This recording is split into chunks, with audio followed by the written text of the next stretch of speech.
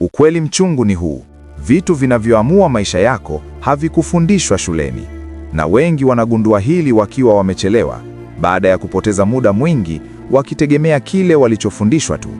Haya ni mambo 5 muhimu ambayo shule haikukufundisha, lakini maisha yanakulazimisha kujifunza. 1. Jifunze kujiongoza, sio kusubiri kuongozwa. Shule hukufundisha kufuata maelekezo. Maisha yanakutaka utoe maamuzi. Asiyejifunza kujiongoza hubaki akingoja ruhusa ya kuishi.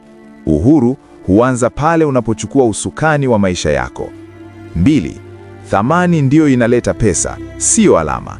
Ufaulu wa darasani hauhakikishi mafanikio ya maisha. Dunia hulipa kile unachoweza kutatua, si kile ulichokariri. Jenga uwezo wa kutengeneza suluhisho, hapo ndipo pesa huzaliwa. 3. Nidhamu ni msingi wa kila mafanikio. Maarifa bila nidhamu hubaki mawazo yasiyotumika.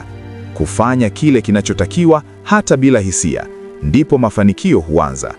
Nidhamu hujenga maisha, hamasa huja na kuondoka. 4. Watu na mazingira huamua mwelekeo wako. Unayekaa naye mara nyingi ana mchango mkubwa kuliko unavyofikiri. Mazungumzo, marafiki na tabia huunda maisha yako kimya kimya.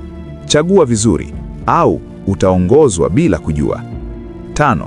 Kujitambua ndiyo nguzo ya maisha yote.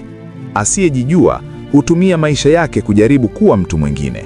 Ukijua nguvu zako, udhaifu wako na kusudio lako, unapata mwelekeo. Kujitambua ni mwanzo wa kila mafanikio ya kweli. Shule hukupa maarifa, lakini maisha hukupa uelewa. Anayejifunza kuona zaidi ya alichofundishwa hujijengea maisha yasiyotegemea mfumo. Unaishi kwa kile ulichofundishwa au kwa kile ulichojifunza mwenyewe? Acha comment na jifunza kama umeamua kujijenga nje ya mfumo.